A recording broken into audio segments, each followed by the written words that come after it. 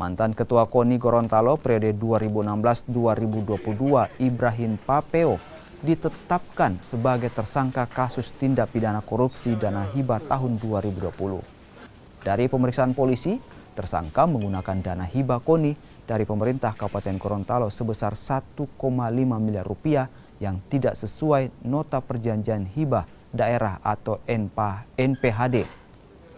Tersangka juga membuat laporan pertanggungjawaban pengeluaran yang tidak sesuai realisasi dan menggunakan dana hibah untuk kepentingan pribadi.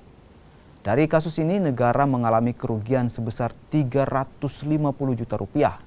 Kepolisian terus melakukan pengembangan dan memeriksa sejumlah saksi, serta tidak menutup kemungkinan tersangka akan bertambah.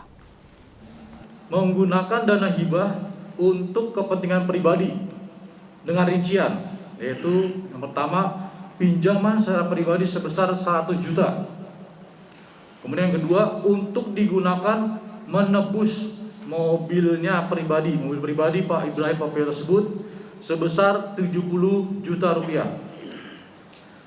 Penggunaan dana hibah untuk biaya perjalanan anggota kegiatan musisi seniman Gorontalo atau MSG ke Palu dalam rangka kegiatan pembukaan kafe milik saudara Ibrahim Papeo Hipi senilai 20 juta rupiah.